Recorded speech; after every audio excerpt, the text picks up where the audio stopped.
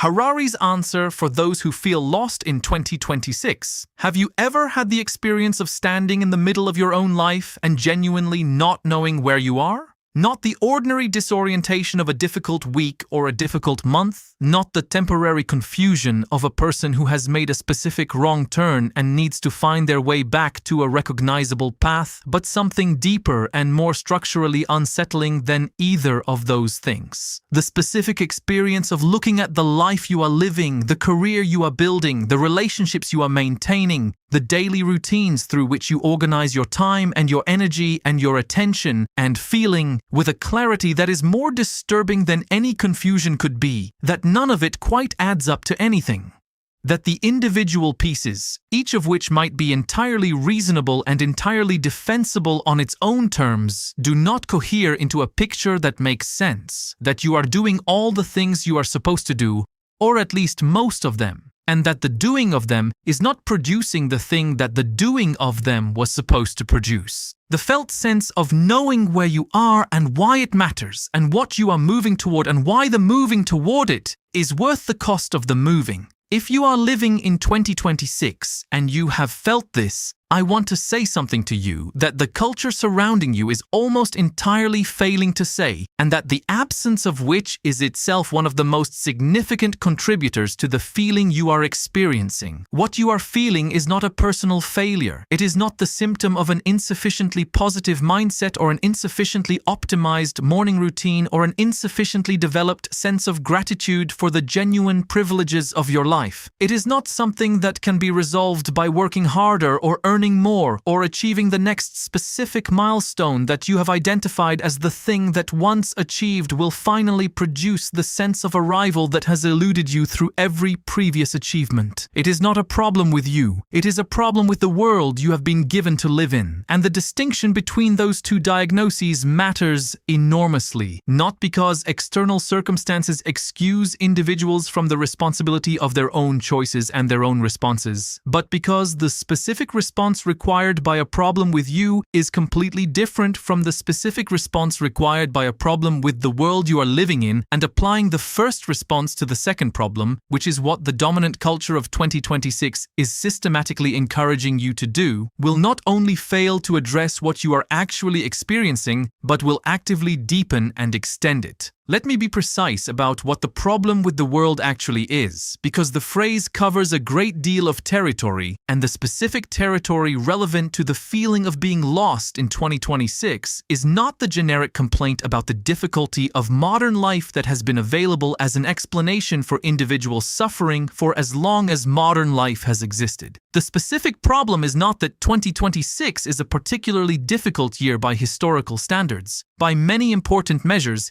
it is not. It is not the most violent year in human history. It is not the most economically precarious year for most people in the societies where the feeling of being lost is most acutely reported. It is not the year with the least access to information or to opportunity or to the material conditions of physical safety and comfort that previous generations could only dream of. The specific problem is something different and in some respects more insidious than any of those things. It is that 2026 is a year in which the frameworks that human beings have historically used to answer the question of what their lives are for, the frameworks that have provided the specific orientations through which individual choices and individual sacrifices and individual commitments could be understood as part of a larger story that justified them, have been so thoroughly disrupted that the question has become genuinely difficult to answer in any terms that feel both honest and adequate to the actual conditions of the life being lived.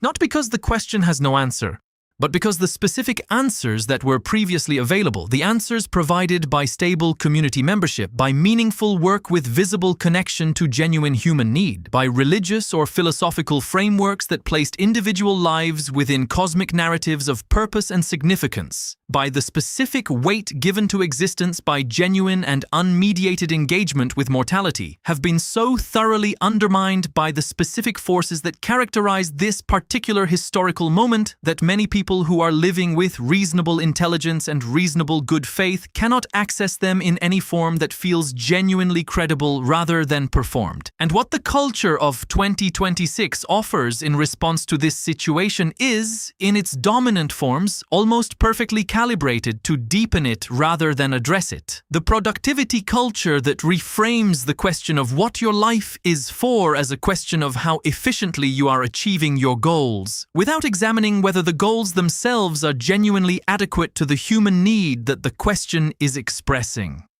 The wellness industry that reframes the feeling of being lost as a problem of insufficient self-care, of inadequate sleep hygiene or insufficient mindfulness practice or suboptimal nutrition, without acknowledging that the specific emptiness driving the feeling is not a biological malfunction, but a reasonable response to structural conditions that are genuinely inadequate to human flourishing. The therapeutic culture that is genuinely valuable in many of its dimensions, but that, in its most widespread forms, tends to frame the problem of meaninglessness as a cognitive distortion to be corrected, rather than as an accurate perception of a genuine absence to be honestly engaged with. And then, of course, the specific contribution of the digital information environment that is the defining medium of 2026, the infinite supply of content specifically designed to occupy the space where the feeling of being lost would otherwise become fully conscious and therefore potentially motivating of genuine response. The endless scroll and the endless stream of other people's apparently purposeful and apparently meaningful lives, which manages to make the feeling of being lost simultaneously more bearable and more invisible and more difficult to engage with honestly than it would otherwise be.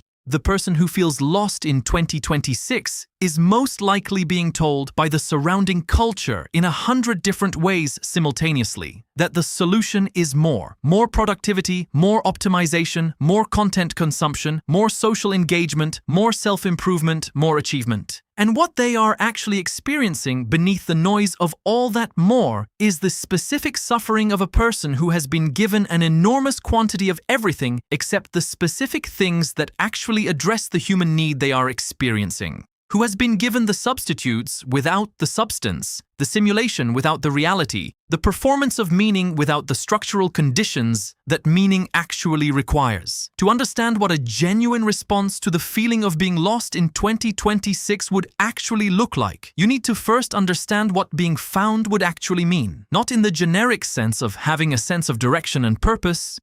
which is too vague to be useful, but in the specific sense of what experiential conditions would need to be present for the feeling of being lost to be genuinely replaced by its opposite.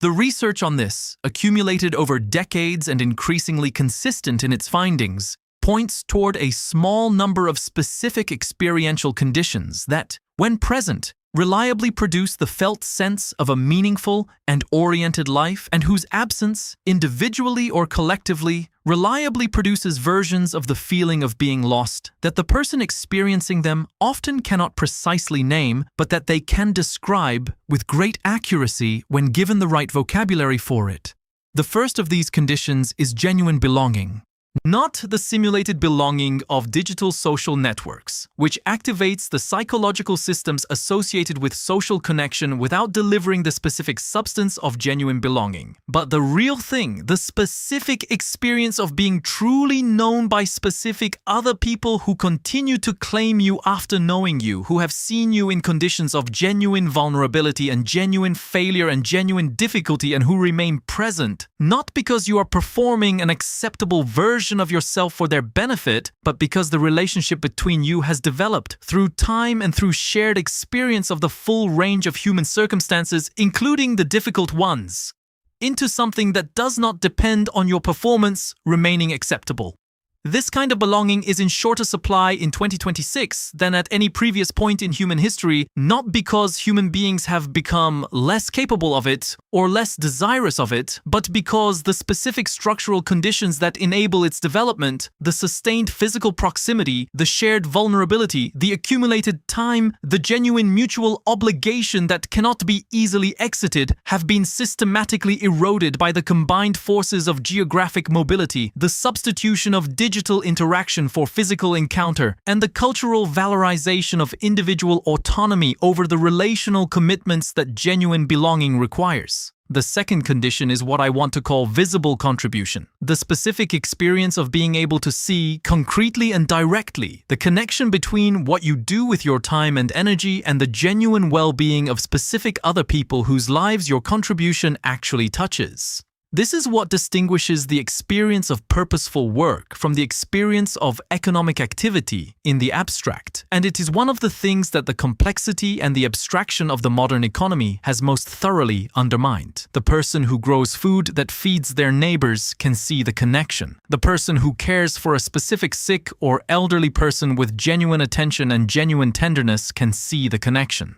The person who processes data that feeds into a system that influences a market that affects outcomes for people they will never meet through mechanisms they do not fully understand cannot see the connection and the invisibility of that connection, however much the connection might be real in some abstract causal sense, leaves the work experientially empty in ways that no amount of salary or professional recognition or productivity optimization can adequately compensate for. The third condition is what every serious philosophical and spiritual tradition that has thought carefully about human well-being has identified under various names, but that is perhaps most precisely described as genuine presence, the specific quality of attention that is possible only when the mind is not simultaneously somewhere else, processing the notifications and the news feeds and the social media updates and the ambient awareness of everything that is happening everywhere at once that constitutes the default attentional condition of most people living in 2026. The research on this is unambiguous in a way that the research on very few things is unambiguous. The quality of virtually every human experience, relationship,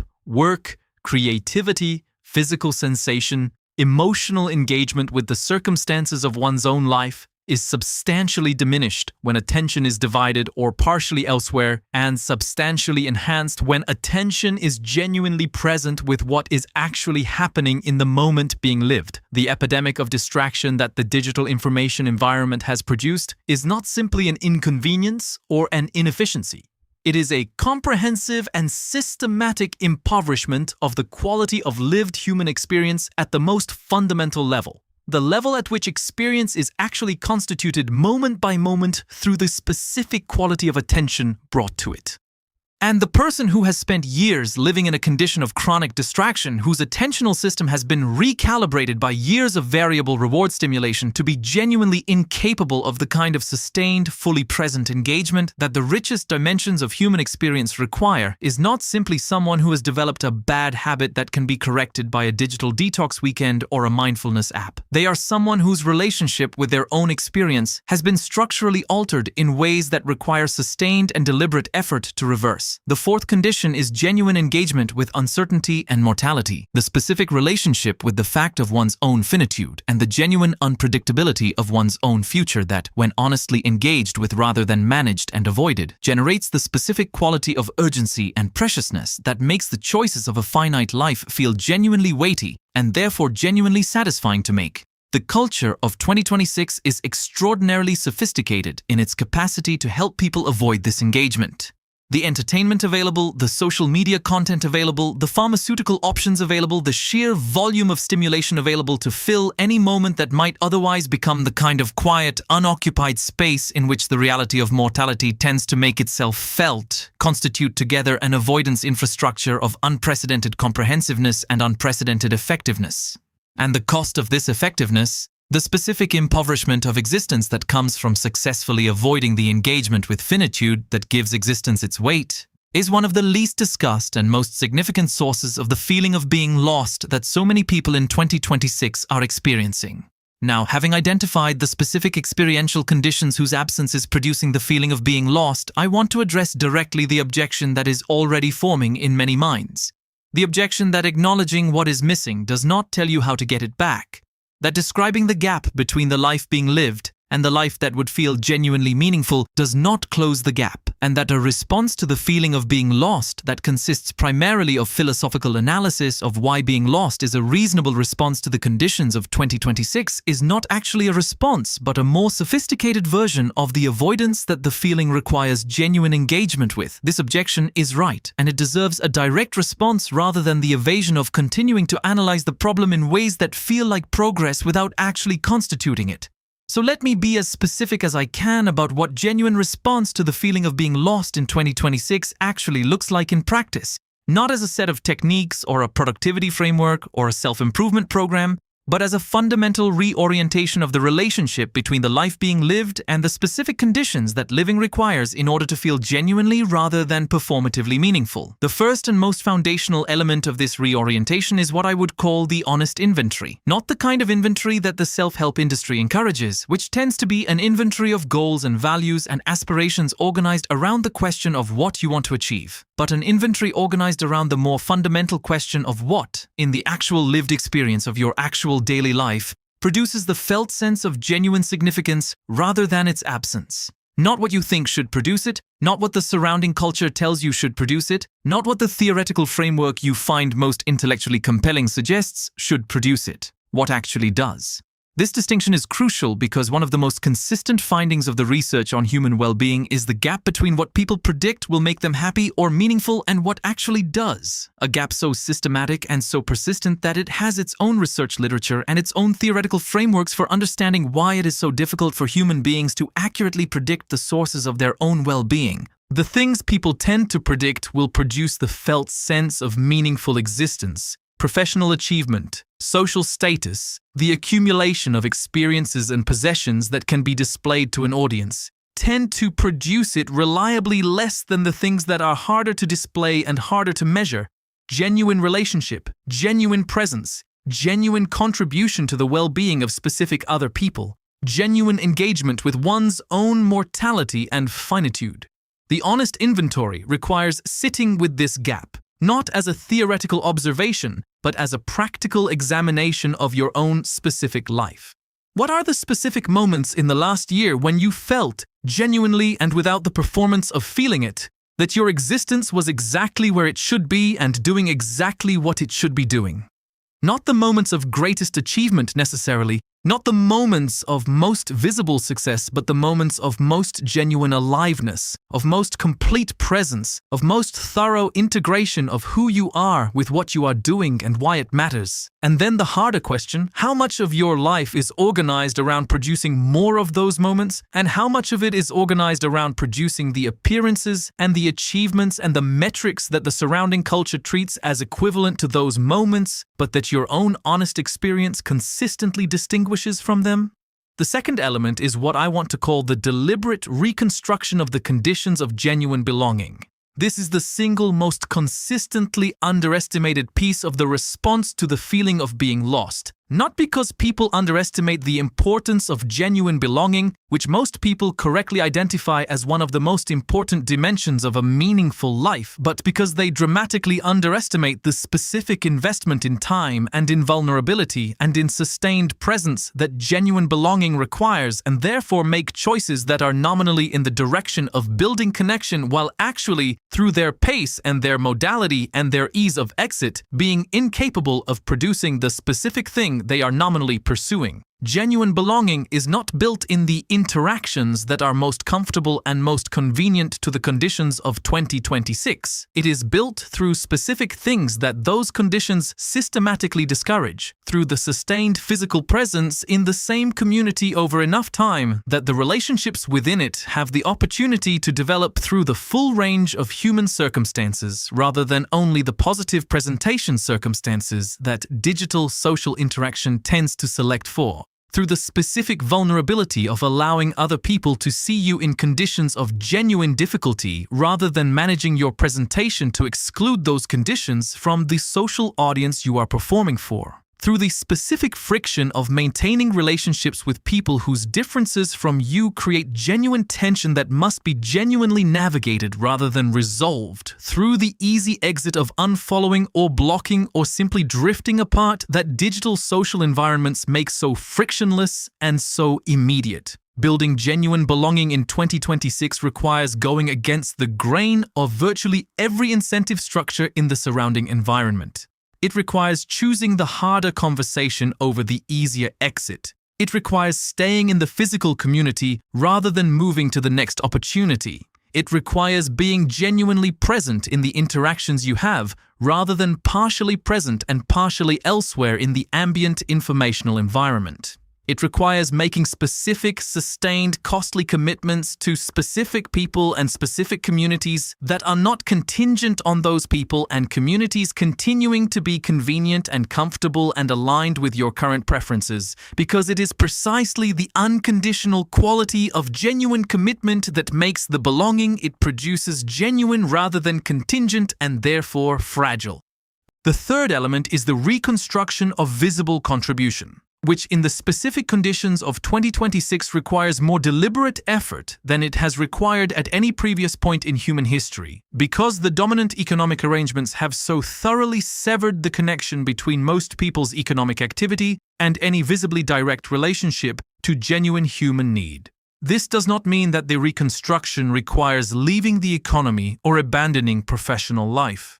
It means finding, within the actual texture of daily life, the specific places where your presence and your attention and your care make a concrete and perceptible difference to a specific other person or specific other community, and organizing your time and your energy in ways that prioritize those places rather than treating them as residual categories to be attended to after the primary categories of professional achievement and economic productivity have been served. This might mean the specific choice to be genuinely present in the relationships you already have, to bring to them the quality of attention and the quality of care that you currently reserve for the professional domains where you feel your contribution is being evaluated and recognized. The parent who is physically present with their child but attentionally elsewhere, managing the continuous partial attention that the ambient informational environment has made the default condition of most people's daily experience, is not providing the specific form of visible contribution that genuine relationship requires. The friend who is available for the highlight reel conversations but absent for the difficult ones is not providing the specific form of presence that genuine belonging requires. The colleague who performs collaboration but never offers the honest assessment that might create friction but that genuine investment in shared work requires is not providing the specific form of contribution that genuine community requires. Genuine contribution is not primarily a matter of the scale of your impact or the prestige of the domain in which you are operating. It is primarily a matter of the quality of your presence and your care in the specific relationships and the specific communities that your actual life actually comprises. The fourth element is perhaps the most counterintuitive and the most directly contrary to the dominant responses to the feeling of being lost that the culture of 2026 makes available. It is the deliberate cultivation of stillness and solitude, not as a technique for improving productivity or enhancing creativity or optimizing mental health outcomes, but as the specific condition required for the kind of honest engagement with one's own experience and with the reality of one's own mortality that the feeling of being lost is ultimately calling for. The feeling of being lost is, at its core, the feeling of having lost contact with one's own inner life, with the specific quality of experience that emerges when a person is genuinely present with themselves rather than continuously managing their presentation for an audience or consuming the content that the surrounding environment provides in quantity sufficient to prevent the quietness in which genuine self-encounter becomes possible. The culture of 2026 is, as we have noted, extraordinarily effective at preventing this quietness, at filling every potential moment of genuine inner encounter with stimulation that is more immediately comfortable than the encounter, but that leaves the condition the encounter would have addressed intact and growing. Choosing stillness, choosing the specific discomfort of sitting with your own experience without the management of external stimulation is not simply a wellness practice. It is an act of genuine courage in an environment that has made the avoidance of that encounter so frictionless and so immediately rewarding that the choice to not avail oneself of that avoidance requires a sustained and deliberate and somewhat countercultural decision about what you are willing to feel. And what you encounter in that stillness, if you stay with it long enough and honestly enough, is not primarily the emptiness that the avoidance was protecting you from. It is the specific and often surprisingly precise signal that the feeling of being lost is actually sending, the specific form of the gap between the life being lived and the life that would feel genuinely meaningful, that is specific to you, in your specific circumstances, with your specific history and your specific relationships and your specific capacities. The generic analysis of why people feel lost in 2026 can only take you so far. The specific work of understanding what being found would mean for your specific life requires the specific encounter with your own experience that only genuine stillness makes possible. Now, I want to address something that the preceding analysis might be suggesting, but that I want to make explicit, because leaving it implicit would allow it to be misread in ways that would make the analysis less useful rather than more.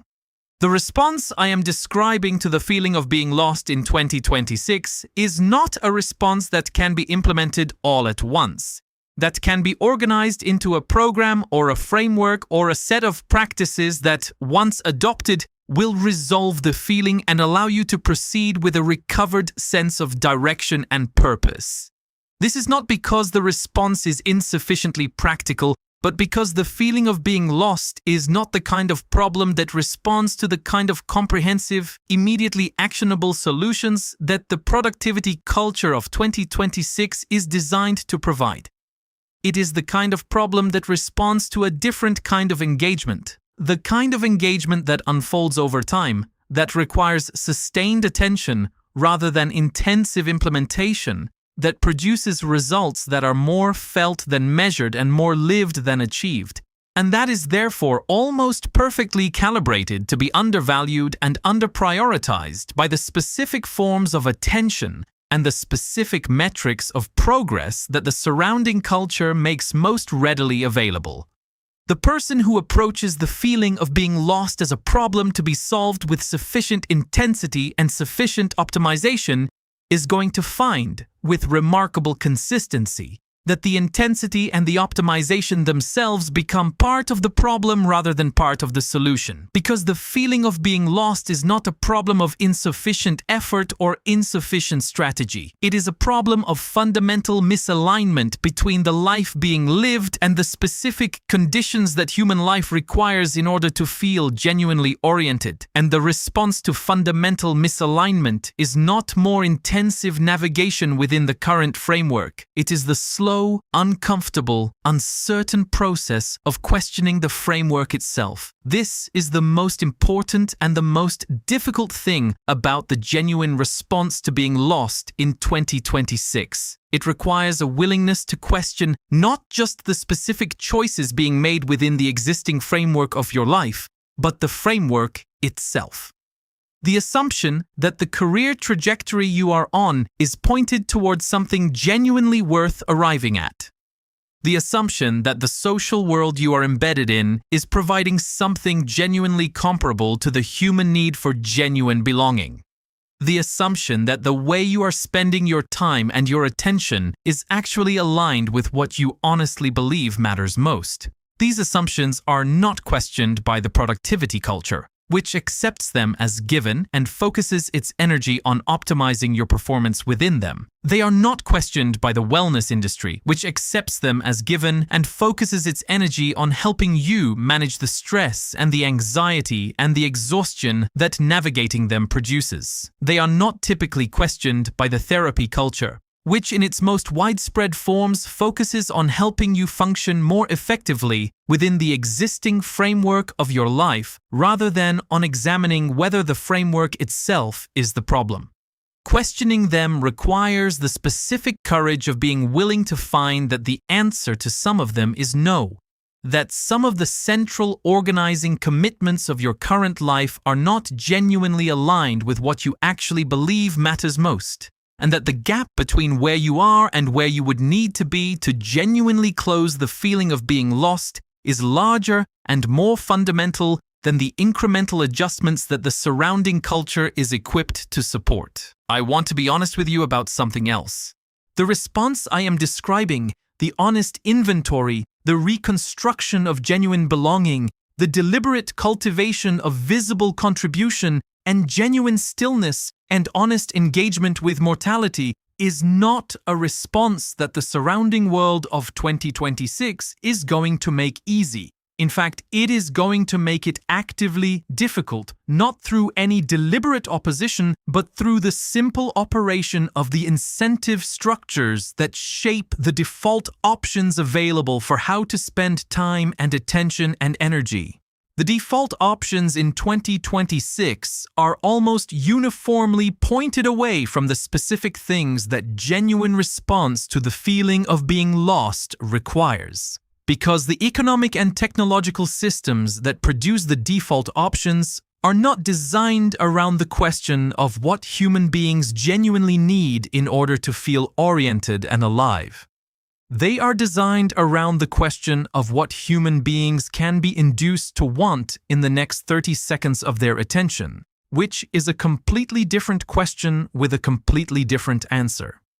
Choosing the genuine response requires therefore choosing again and again and in each specific situation to not take the default option, to not fill the potential space of genuine reflection with the next available piece of content, to not resolve the discomfort of genuine vulnerability in a relationship by retreating to the safer and more comfortable distance of managed presentation, to not substitute the performance of contribution for the specific effort of genuine care, to not manage the awareness of mortality with the specific avoidance strategies that the culture has made so comprehensively available. These are not dramatic or heroic choices. They do not look from the outside like particularly significant decisions. They are quiet, repeated, often almost invisible choices to engage with the actual conditions of your own life rather than with the more comfortable and more immediately rewarding simulation of engagement that the surrounding environment provides in limitless supply. And their cumulative effect over time is not the achievement of some final destination of complete orientation and permanent meaningfulness. It is the gradual, ongoing, never entirely completed process of living more fully aligned with what your honest experience consistently tells you matters most, and finding in that alignment a quality of genuine engagement with your own life that is different in kind, not just in degree, from the feeling of being lost that preceded it. Throughout history, the people who have most successfully navigated periods of profound civilizational disorientation, periods in which the frameworks that previously organized human life were dissolving faster than new ones were available to replace them, have shared certain features that are worth attending to in the specific context of 2026.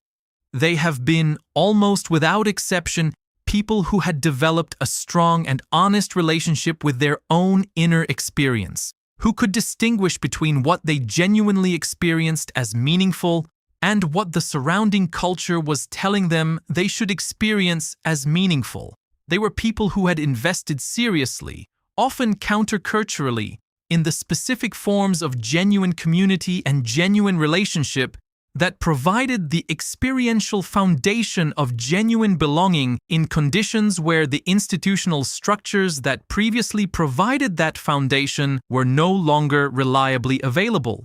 They were people who had found, through the specific practice of genuine stillness and genuine reflection, a relationship with their own mortality that gave their choices weight rather than leaving them floating in the weightlessness of a life organized primarily around the avoidance of that weight. And they were, almost universally, people who had stopped waiting for the surrounding world to change in ways that would make it easier to live in alignment with what they honestly believed mattered most, and had instead taken on the specific and ongoing work of creating, within the actual conditions of their actual lives, the specific experiential conditions that genuine orientation requires. Not perfectly, not permanently, not without the regular interruptions of confusion and loss and the feeling of being lost again after a period of having found something genuinely solid to stand on,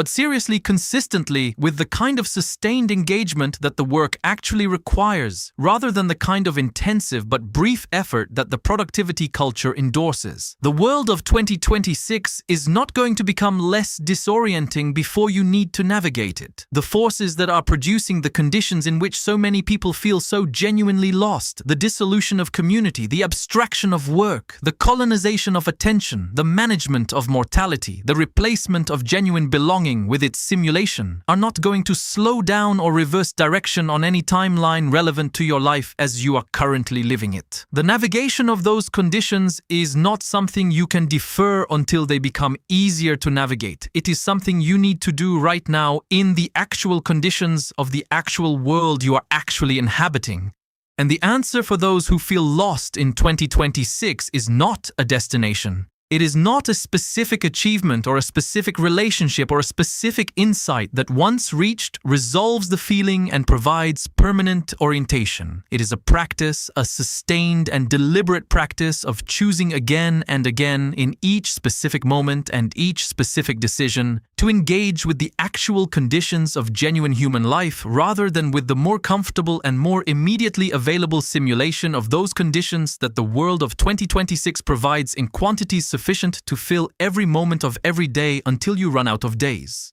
The practice does not guarantee that the feeling of being lost will never return. It guarantees something more important than that. It guarantees that when the feeling returns, as it will, because it is part of the honest experience of a finite human life, navigating conditions that are genuinely and permanently uncertain and genuinely and permanently incomplete, you will have a relationship with it that is different from the relationship of avoidance and management that the surrounding culture encourages. You will have the specific relationship of a person who has learned, through practice and through experience, that the feeling of being lost is not the enemy, that it is, when honestly engaged with rather than fled from, one of the most reliable navigational instruments available, pointing consistently and specifically toward the gap between the life being lived and the life that would feel genuinely worth having lived, and closing that gap imperfectly, partially, provisionally, always incompletely, is the specific and ongoing work that being alive in 2026 actually requires.